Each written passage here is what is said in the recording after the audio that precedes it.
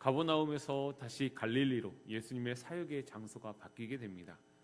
예수님이 갈릴리로 오셨다라는 소식을 듣고 많은 사람들이 예수님 앞으로 나오게 됩니다. 그리고 예수님은 그들을 가르치셨습니다.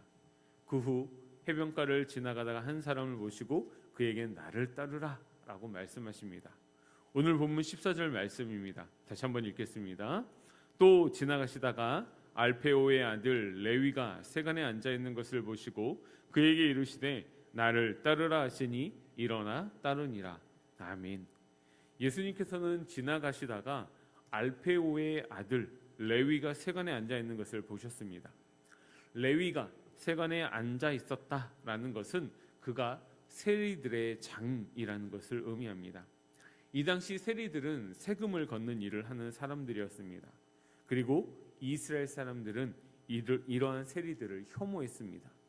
왜냐하면 세리들은 세금을 걷어서 로마에 바치는 일을 했었기 때문에 같은 나라를 팔아먹는 자들이라는 멸시와 천대를 받아야만 했습니다. 어쩌면 그래서였는지도 모르겠지만 이들은 세금을 거둘 때 필요 이상의 세금을 걷어 개인의 부를 채우기도 했었습니다. 어쨌든 이런저런 이유로 세리들은 혐오의 대상이 되었습니다. 같은 민족이지만 혐오의 대상이었고 아무도 가까이 하려고 하지 않고 아무도 바라봐 주지 않는 한 영혼을 우리 주님은 지금 바라봐 주고 계신다라는 것이죠. 그리고 그를 찾아가서 나를 따라오라 라고 말씀하십니다. 그러자 세리장이었던 레위는 그 즉시 일어나 예수님을 따르는 모습을 보여줍니다.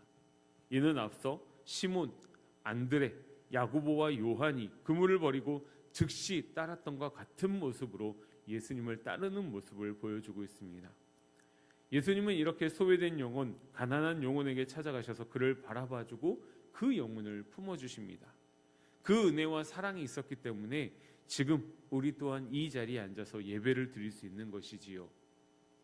사랑하는 영가족 여러분, 레위를 찾아가시고 바라봐 주신 것처럼 우리에게도 찾아와 주시고 불러주신 그 주님의 사랑 기억하며 우리가 받은 그 주님의 사랑을 가지고 예수님을 몰라 이리저리 방황하고 헤매며 가난하고 불쌍한 영혼들에게 다가가 손을 내밀어주고 예수 그리스도의 따뜻하고 온전한 사랑을 전해줄 수 있는 은혜가 넘치길 소망합니다.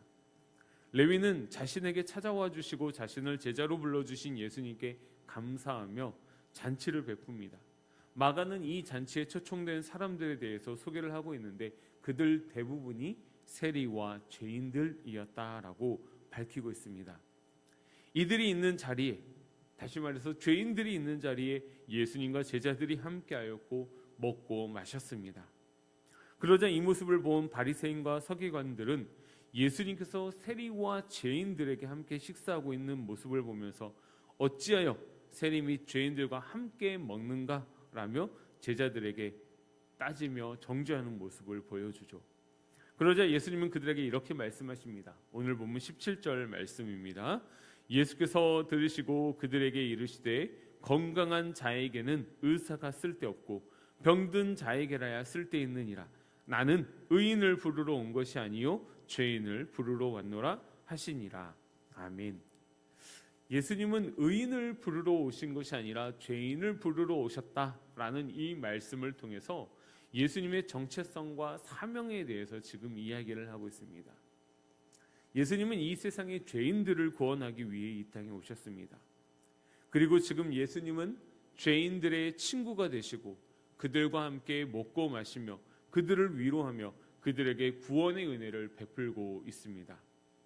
그렇다면 지금 세리와 죄인들을 정죄하고 있는 바리새인들과 서기관들은 의인이었을까요? 아닙니다. 이들 또한 죄인이었습니다. 예수님이 보시기에 세리나 바리새인이나 율법으로 죄인하는 규정되는 사람들이나 서기관들이나 다 똑같은 죄인들이었습니다.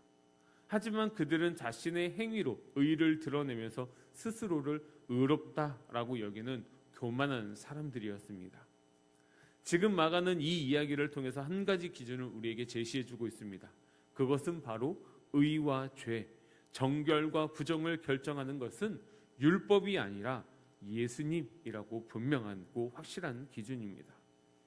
사람의 생각과 가치관과 판단, 예로부터 내려오는 전통이나 관습, 규례가 아니라 언제나 우리의 기준은 예수님이 되어야 합니다. 주님 앞에 모두가 똑같습니다. 다른 사람을 함부로 판단하고 정죄하는 것이 아닌 상한 심령과 통회하는 마음으로 주님 앞에 나아가 겸손히 엎드리는 삶이 되시기를 소망합니다. 그러자 세례 요한의 제자들과 바리새인들이 이번에는 그들은 율법에 의해서 정해진 날에 정해진 방식대로 금식을 하고 있는데 어찌하여 예수님의 제자들은 금식하지 않느냐고 따지죠. 그러자 예수님께서는 전혀 엉뚱하게 느껴질 정도로 혼인잔치라는 주제로 말씀을 하십니다. 그렇다면 금식과 혼인잔치가 무슨 관계가 있기에 예수님은 이렇게 말씀하셨을까요? 요한의 제자들과 바리새인들은 율법에서 정하고 있는 금식이라는 주제를 가지고 예수님을 공격합니다. 그러자 예수님은 지금 큰 잔치를 벌이고 있는 레위의 집을 혼인잔치로 비유해서 말씀하십니다. 마가는 예수님께서 이 땅에 오심을 죄인들에게 있어서 기쁜 소식인 복음이라는 표현을 하고 있는데 이 기쁨의 절정을 이렇게 혼인잔치로 비유해서 설명을 하고 있는 것입니다. 하나님은 구약에서 종종 이스라엘과 하나님의 관계를 신랑과 신부의 관계로 이야기를 하기도 했습니다. 혼인잔치의 주인공은 당연히 신랑과 신부입니다. 이 혼인잔치에 참여한 모든 사람들은 신랑과 신부의 혼인을 축하하며 기쁨으로 그 잔치에 참여하게 됩니다. 예수님은 지금 이 혼인잔치에서 신랑입니다. 따라서 신랑이신 예수님과 함께 혼인잔치에 참여한 제자들은 금식이 아니라 신랑과 함께 마음껏 기쁨을 누리는 일로 초대받았음을 강조하고 있는 것이죠. 초대받은 사람들은 혼인잔치 집에서 절대로 금식하지 않습니다. 하지만 예수님은 신랑을 빼앗길 날이 올 것을 예고하고 계십니다. 그리고 그때에는 예수님의 제자들 또한 금식할 것이라고 말씀하십니다. 이는 앞으로 장차 있을 십자가 고난에 대한 예고였습니다. 이러한 예수님을 향해 비난하는 무리 중에는 요한의 제자들이 있음을 우리는 볼 수 있습니다. 예수님을 만났을 때 겸손함을 보여주었던 스승 요한의 모습과는 전혀 다른 제자들의 모습을 볼 수 있습니다. 이들 역시 율법이라는 자기의에 갇혀 예수님을 판단하고 정죄하는 교만한 모습을 보여주고 있는 것이죠. 세리들과 죄인들과 함께 먹음으로 부정하다라고 평가하고 율법에 의해 금식하지 않는다고 정죄하는 교만한 모습이 아니라 세리와 죄인들 그리고 제자들을 품어주고 보호해 주시는 주님의 모습이 우리 가운데에도 나타날 수 있기를 소망합니다. 마지막으로 예수님은 생배의 조각과 낡은 옷, 새 포도주와 낡은 가죽 부대의 이야기를 하면서 예수님을 자신을 새 생배의 조각과 새 포도주에 낡은 옷과 낡은 가죽 부대는 율법에 비유하면서 율법이라는 옛 전통이 아닌 율법을 완성하러 오신 예수님의 새 율법을 이 세상에 선포하고 있습니다. 옛 율법이 기준이 되어버리면 이 땅에서 구원받을 수 있는 사람은 그 아무도 없습니다. 율법이 무익하다라는 것이 아닙니다. 율법이 주는 분명한 교훈도 있습니다. 그것은 바로 사람의 힘으로는 이 율법을 온전히 지킬 수 없기 때문에 우리가 죄인이다라는 사실을 깨닫게 해주는 것입니다. 하지만 율법의 역할은 여기까지입니다. 그 이상은 할 수 없는 분명한 한계가 있습니다. 하지만 새 율법이신 예수님은 다릅니다. 그 한계를 깨고 부족한 율법을 완성시켜 죄인을 구원하는 진정한 새 율법을 보이시고 선포하십니다. 이 새 율법 속에는 차별이 없고 편견이 없이 품어주시고 사랑해주시는 하나님의 은혜와 긍휼이 밑바탕이 되어 있습니다.